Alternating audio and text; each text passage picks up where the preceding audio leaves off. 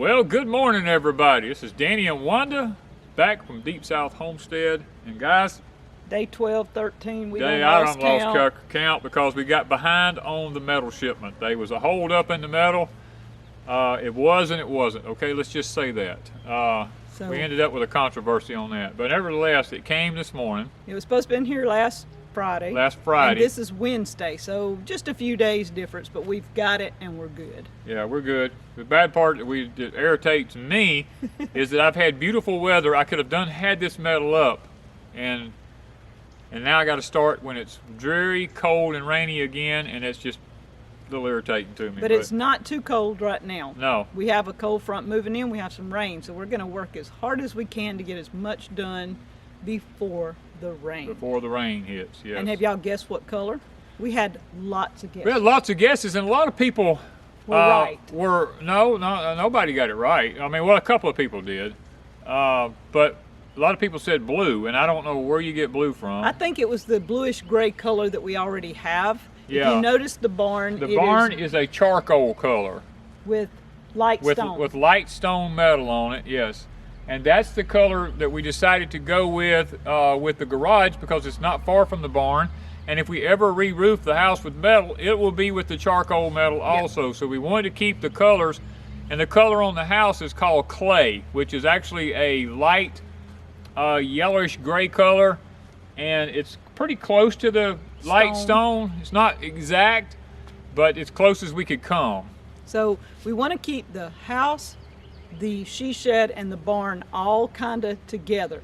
And in the future, like you said, the house is going to match the barn and the she shed. Yeah. If we had went with the green and the gingerbread that we went on the cabin, meant we would have to change the barn and the house, and that's just too much. Yeah, even though we love those colors, they're probably our favorite colors, but we're trying to keep this homestead separate. That is an off-grid system over there.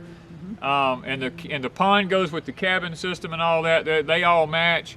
This side of the homestead is strictly the more modern side, with the more modern conveniences on it, and we're trying to keep it the same. So let's get busy, Papa. We got a lot to do. We got to put down rat guard first. That's the first thing we'll be doing over at the off-grid. Not the off-grid. I'm so used to everything being off-grid now. Over at the she shed. We're going to start putting down the rat guard first, and we'll get y'all up close look at that and what it actually is and why we're using it. And rat guard, it means keeping the rats out. It means keeping rats out. Very few people ever use it, but it's the #1 thing that you want to put on a metal building. That's what I want. Let's get busy.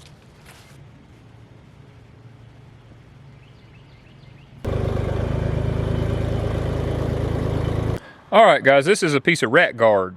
Now this sits just like I have it here. This is like the wall of a building where my hand's at right here. This nails to the bottom plate. This part right here runs flush with the bottom plate of your building. This is an angle part that's bent back down to shed water off of your existing structure below it. When your metal sits on here, your metal sits on top of it just like this, and the ribs in your metal that stick out are against this so that a rat can't come up through it. So that is why this is called rat guard. Now I'm going to show you how we install it.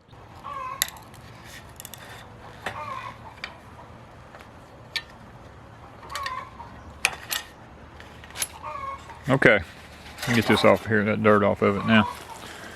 This is the way the end of it looks here. The reason we've done this stuff is 1.125" that's sticking out. The next piece coming down the other wall will run across here, and it will stick out over this here. I'm trying to create a watertight area here so that water doesn't get inside behind the metal there. And you'll see in a minute because I'll show you once I get to the next point.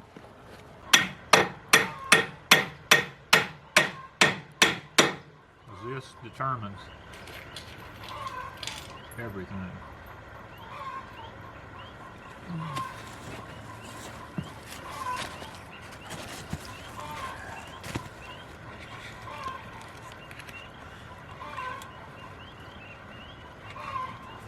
This determines how straight your metal runs and everything. Are you at the bottom of the plate? Yes.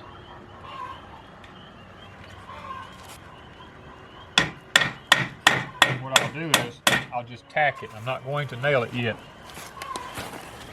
I'm just putting one in the middle and one on this end down here. All right, let me move my hand, you see.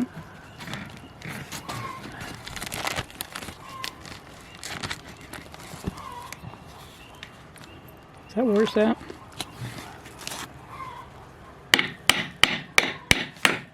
Now, so we should be good to go. I'm using roofing tacks on this because, and I'm just going to tack it every so often, because when we come back and put our metal on it, the screws from our metal will actually go through this and into the bottom plate, so there's no need to really nail this off real strong or hard.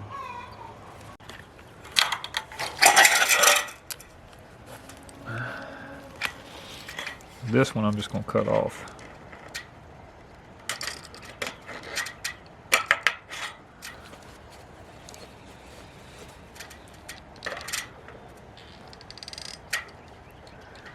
Come on.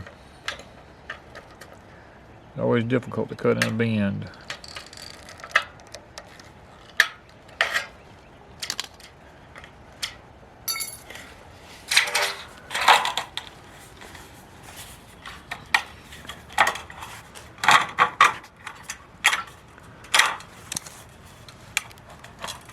Okay.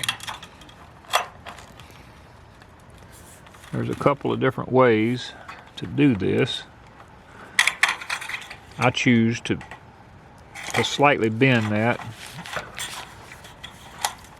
Some people actually come in here and they take and they cut it from here to here. They cut this off. But I leave it on there because to me it's just a little extra protection. Alright. I'm going to cut a little bit more of that end off of there so I get a bit tighter fit.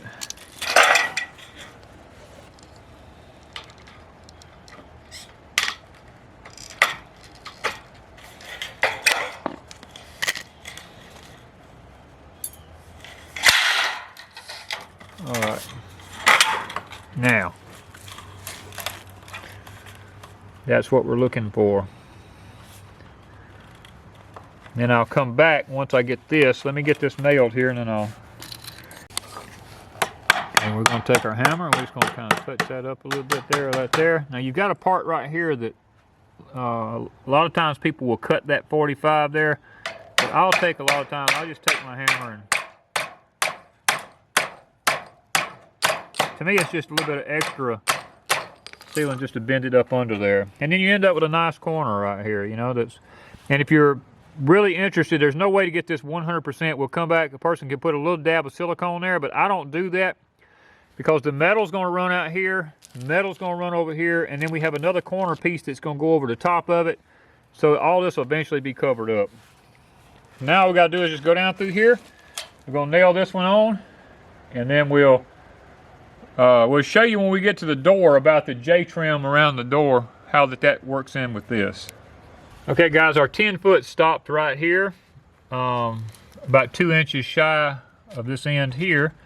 We had to cut a short piece, and you want to lap it over about 2 inches on top of this one, and we ran on up to our door jamb. We're just going to butt up tight to the door jamb, and when we get the other side done, we'll come back and show you that our how our J-mold sits on top of this part right here.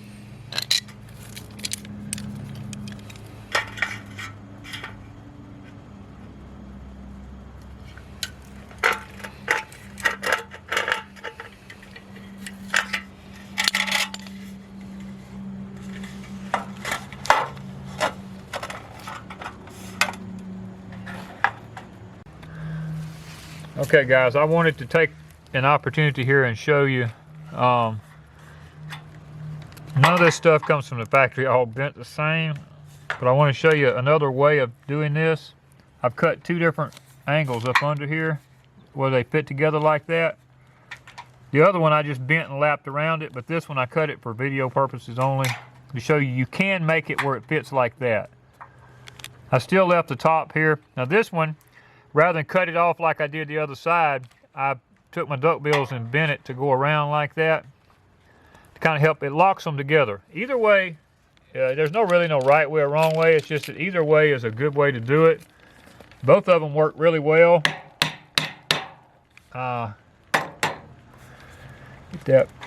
It's very important that you get this stuff really like it's supposed to go. Because when you stand your wall metal up, it sits on top of this. And if this is right, all your wall metal is right. And guys, tools are extremely valuable. The duck bills, you're going to use them throughout the whole job. You're going to have them if you're going to put a metal roof on right. A good pair of these are called center cut snips. These are the yellow handles. You have yellow handles, red handles, and green handles. One's a right-handed, one's a left-handed, and this one's a center cut. I keep the center cuts out because most of what I do, I don't flip-flop back and forth between them, even though I have them. In certain cases, you have to use the other ones, but usually the center cuts right here, I can do most of what I need to do with. Okay, guys, we have a plate behind this here. This is a PL4 plate. What this is used for, right inside here is my electrical conduit is coming up through the floor in here to run my electricity in the house through the concrete. And rather than running the risk of driving a nail or a screw through it, we put these Simpson plates here against it. They have ears bent out where you drive them into the wood. That way we don't have to worry about putting a sheet metal screw or a nail or something like that into that. This is code. They require this on all buildings. You can see how it's hammered into the bottom plate of the building there so that we don't run the risk of puncturing our PVC pipe in there and hitting an electrical wire. And you use the same thing on plumbing. All right. Let's get this baby up here.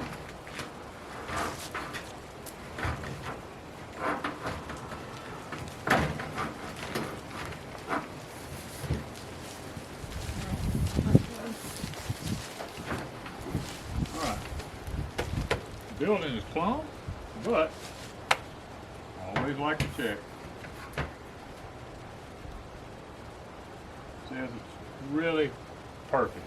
So Then screw it off. put a screw in it, huh? Make it work. Now you can push against the hose right there. I'm gonna get down here and put one right down here at the bottom. Oop. Or maybe not. Maybe not. We'll see.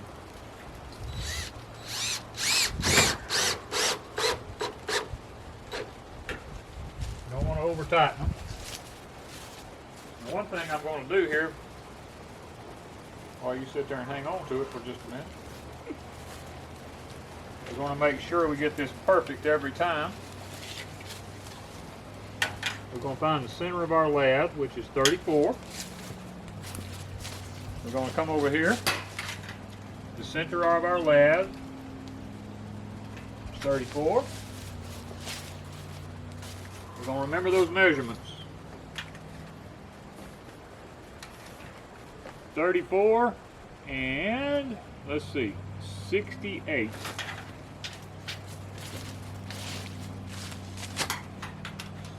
We're going to do 34. You just want to know how long I can stand like this. 68. All right. We got to figure out which side the rib our screws goes on, which is this side right here. So we're going to come right here. We're going to put a little mark at 34. We're going to put one at 68. That's going to be right in the center of our lathing. There's a reason for this. There always is. You want to keep your screw as close to the edge of that rib as you can. Don't put it right on it, but you know, keep it kind of close.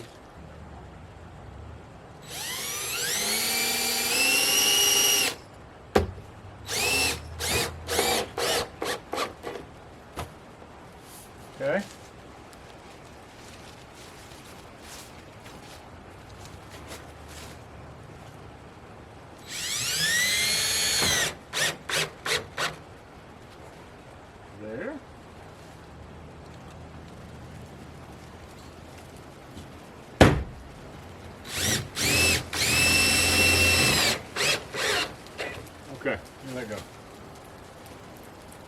First piece. First piece, guys. And this is a light stone color. Yep. And the trim is charcoal? Charcoal. Charcoal. That's all we really have to do is 29 gauge, you can just screw it in. 26 gauge, I would suggest drilling it. But what I'm going to do to make sure that all my screws are perfect across here, these are the only screws I'm going to put in it as I go across. And then when we get to the end, I'm going to back this one out, and I'm going to back one out on the end iron, and I'm going to pull a string through here, and I'm going to go along and put my screws exactly where that string's at so that I know they're all perfectly in line with one another. Now, a lot of people say, well, why don't you use a gun that's the hammer gun? The hammer gun does two things. First of all, it's really not good for putting these down on because I'm using a cup head washer. I like for my rubber to be up under the washer. And if you go too tight with that washer, it'll cut the paint around this, and we don't want to do that. Secondly, it busts the magnets in the ends of these bits, and the magnets will fall out. I don't like that. I'd rather just take one of these and just have a good hand-eye coordination and knowing when to stop and when to start. That's basically it. Got this sheet up now. Some people do it in different ways because it's just me and Wanda and it's kind of windy out here today. I'm fixing this where the next sheet we come back in, it's going to slide up under this one and lock under it. That'll kind of help hold it where we don't, the wind gets a hold to it. We don't have to be too concerned about it. And plus it helps me to make sure I've got it lined up perfectly whenever I put the next sheet up. All right, your air hose. I see it. Pull that out.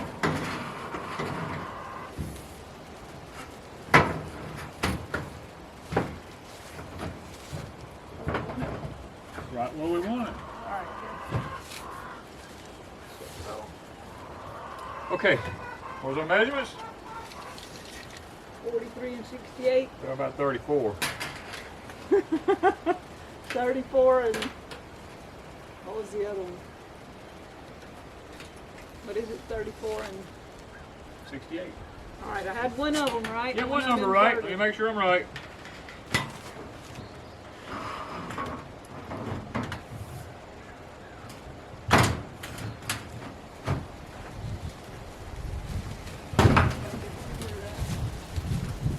Good. Good and nice. Looks nice to get all the leaves off of it. I like that. It's a quick way to go. Huh? It's quick. Well, that's what I was telling you about the bottom. When you get the bottom right,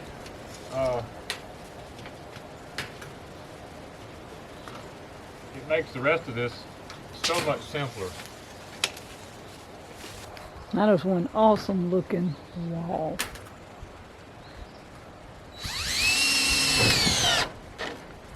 Danny and I didn't take a break today. Y'all missed our break because actually the metal came in about the time we had a break. So we ran through, grabbed us a bite in the house and came out and started working.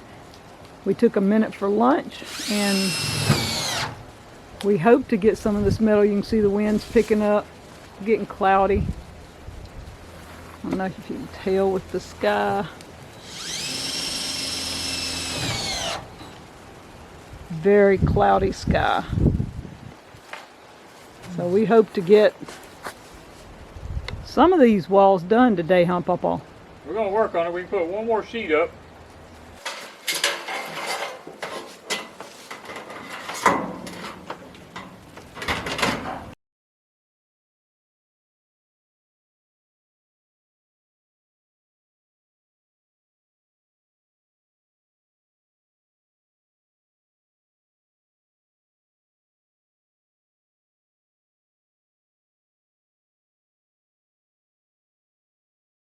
Okay guys, this is what I was telling you about the rat guard. See how nicely this fits on top of this? The rats can't go up in here, insects can't. This sits down nice and flush on top of it. It's a good clean look. And it's starting to rain, so we are fixing to have to get in and out of the rain, but that is the purpose of the rat guard. Okay guys, this is a piece of J-mold right here. This is what goes up against our door trims and around our windows and things like that. Now what we're going to do is just like doing vinyl. It's almost the same principles. This mark here is the top of the brick mold on our door. So what we're going to do is we're going to cut this just like right to there. We're going to cut like to right there. We're going to take this, we're going to bend it over just like that. And when we put this on the door, the brick mold, this will sit right against the brick mold on the top. So that is how we're going to do that. Now, before I do anything else, I've got to go to the barn and hunt up a piece of trim, because this door is going to be exposed to the outside, and I'm just a precautionist. I like to have a little extra protection around the tops of doors when they're exposed to the weather. Now at some point we'll probably put a breezeway and cover this, but right now we are not.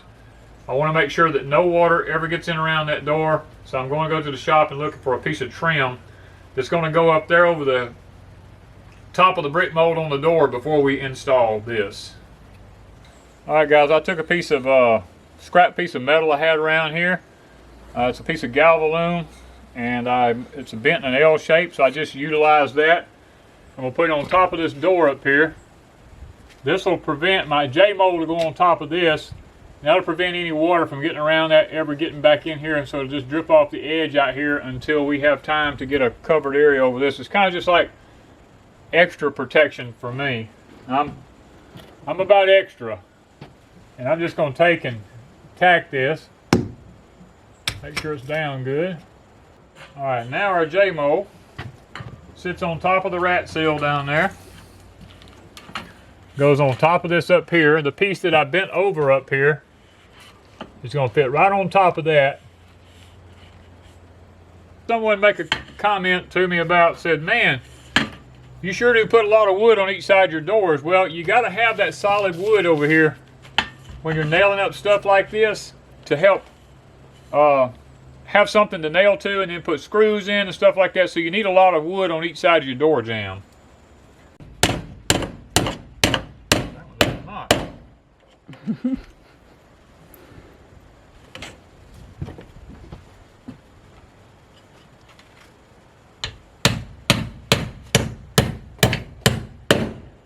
Okay guys, this is where your time comes in, is not putting the metal on the building, it's cutting in all the trim work. You see these pieces like this here, this piece of J mold. You got to cut a piece that bends down, you have to cut the 45-degree angle on it.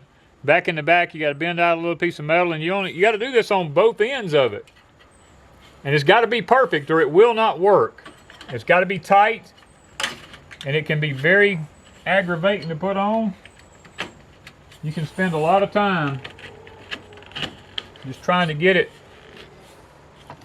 to fit. You got to kind of like take your time with it,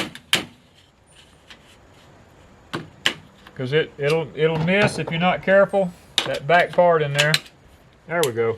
That way you get a nice clean 45-degree angle there. We got a nice clean 45-degree over here. Now all we got to do is nail it in place.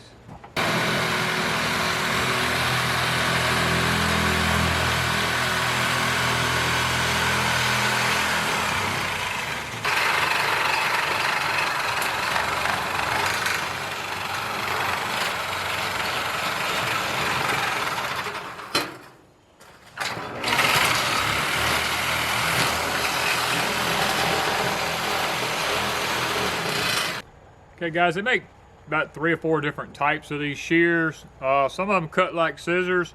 Some of them are cut nibbers. They just nib off little pieces of metal.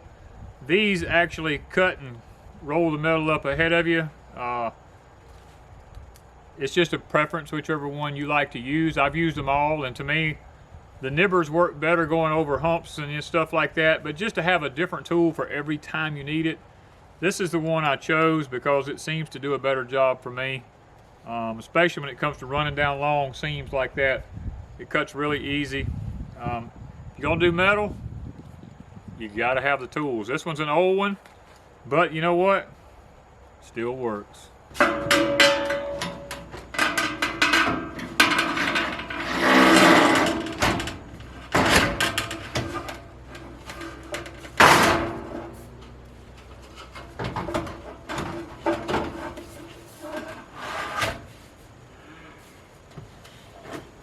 Got to come down. Yeah, I know, I was just trying to do it all. There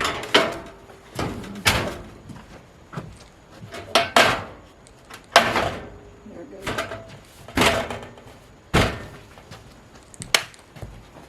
Fits like a glove. Now, what was those measurements? 34 and 68. Right. Ha! Did I pass my test? Passed your test.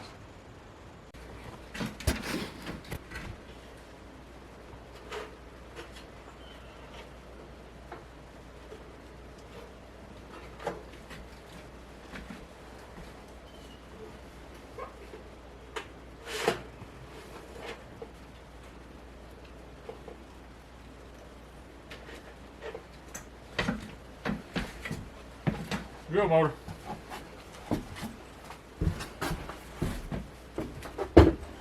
Drill motor.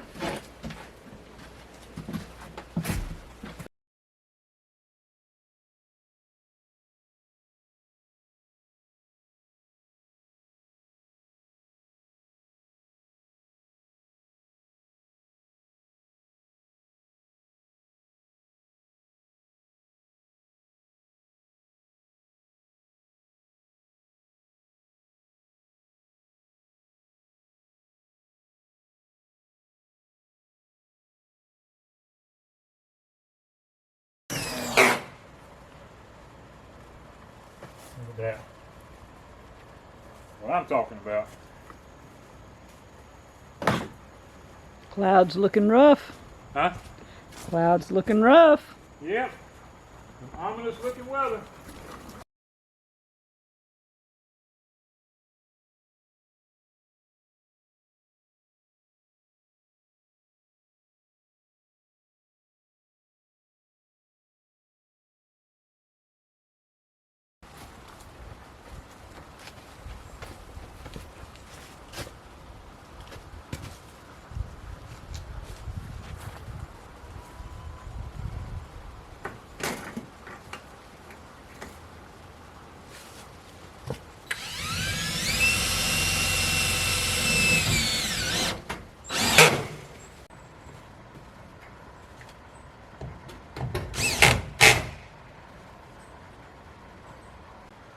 Okay guys, we pulled the string across there to give you an idea about what we're doing. To line the screws up. To line them all up. I don't like to look down a wall and see screws look like a wave of water. I want them all perfectly straight. And we got a lot of going back over the building, putting them in there, but that's how I put a building up. It makes it go up really fast with the metal, and then I just take time. When it's just me out here, I can go back and I can screw the metal off while Ms. Wanda goes and does her thing. So guys, this is this side of the walls, and the other side we did a small portion. We'll finish up tomorrow, or the next day, because it looks whenever like the rain lets up, we will finish up. Yeah, it's fixing to rain. Yep. And so this is how we put on the walls of a metal building. It's not that hard, really. It's just, you just basically gotta work at it, and don't be afraid to attempt it. It's not that hard. You just gotta know what piece goes where. It's like a puzzle, and you just put it together, and it usually it just fits right together. If you built the building square and plumb, there's no problems. You can rock and roll with it. So thank you guys from Deep South Homestead.